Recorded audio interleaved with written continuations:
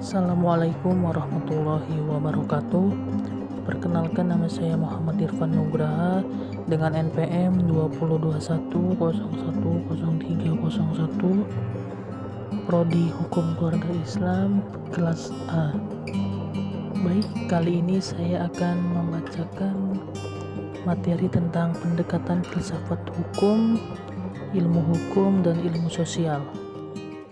Mata kuliah Filsafat Hukum Islam dengan dosen pengampu Bapak Dr. Hervin Yogi Pradikta MHI.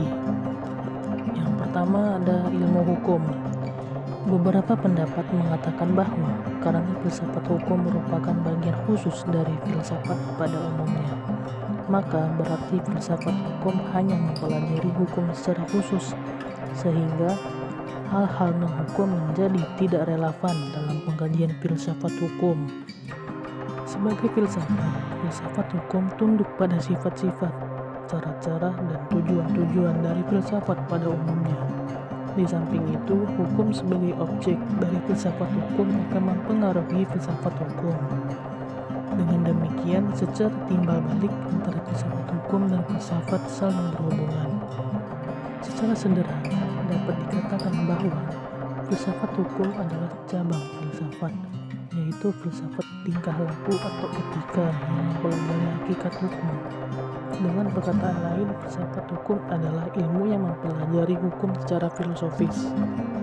Jadi, objek filsafat hukum adalah hukum, dan objek tersebut dikaji secara mendalam sampai kepada inti atau dasarnya, yaitu disebut hakikat.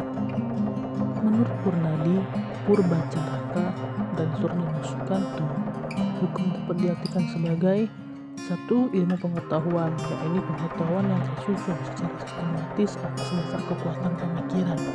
Kedua, disiplin, yaitu suatu sistem ajaran tentang kenyataan atau gejala-gejala yang dihadapi. Ketiga, norma, yaitu pedoman atau patokan sikap tindak perikelakuan yang pantas atau diharapkan. Keempat, tata hukum, yaitu struktur atau proses perangkat norma-norma hukum yang berlaku pada suatu waktu dan tempat tertentu serta berbentuk tertulis. Kelima, petugas, yakni pribadi-pribadi yang merupakan kalangan yang berhubungan erat dengan penegakan hukum. Keenam, keputusan penguasa, yakni hasil proses diskresi. Ketujuh, proses pemerintahan, yaitu proses hubungan timbal balik antara unsur-unsur pokok dari sistem kenegaraan. Kedelapan, sikap tindak ajek atau perilakuan yang teratur, yakni perilakuan yang diulang-ulang dengan cara yang sama, yang bertujuan untuk mencapai kedamaian. Dan yang terakhir ada jalinan nilai-nilai, yaitu jalinan dari konsepsi-konsepsi abstrak tentang apa yang dianggap baik dan buruk. Ilmu filsafat sosial. Filsafat sosial merupakan cabang filsafat yang mempelajari persoalan kemasyarakatan secara kritis, radikal, dan komprehensif. Sejak Plato dan Aristoteles, kajian terhadap persoalan-persoalan tersebut sudah menjadi objek penelitian tersendiri. Menurut Plato dan Aristoteles, susunan masyarakat mencerminkan susunan kosmos yang abadi. Manusia berkewajiban untuk menyesuaikan diri dengan susunan itu dan mengamati demi keselamatannya. Kalau tidak, ia menghancurkannya. Pada abad pertengahan, masyarakat Eropa masih memperlihatkan pada pola dasar yang sama, hanya sekedar mengoreksi terhadap paham Plato dan Aristoteles. Paham tentang otonomi kosmos diganti dengan paham heteronominya, yaitu kepercayaan bahwa kosmos tidak berdiri sendiri tetapi bergantung pada kemahakuasaan Allah. Terlibat kosmos adalah suatu keterlibatan yang telah diciptakan. Perubahan hukum dan sosial.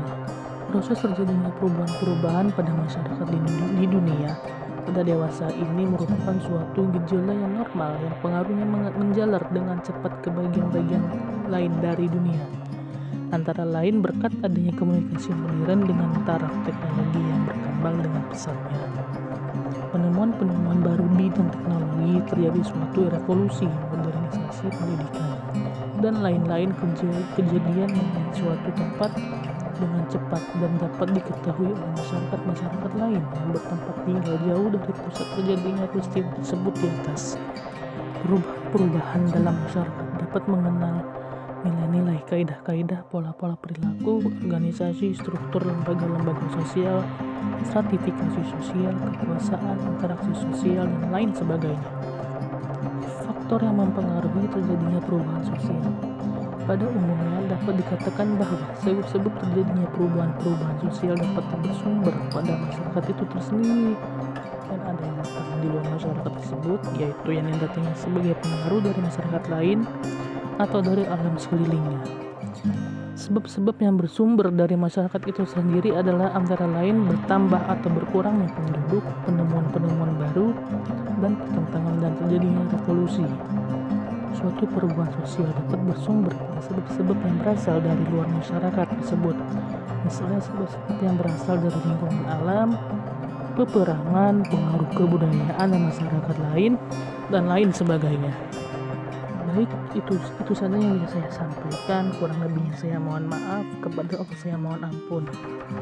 Saya akhiri, billahi taufiq wal hidayah. Wassalamualaikum warahmatullahi wabarakatuh.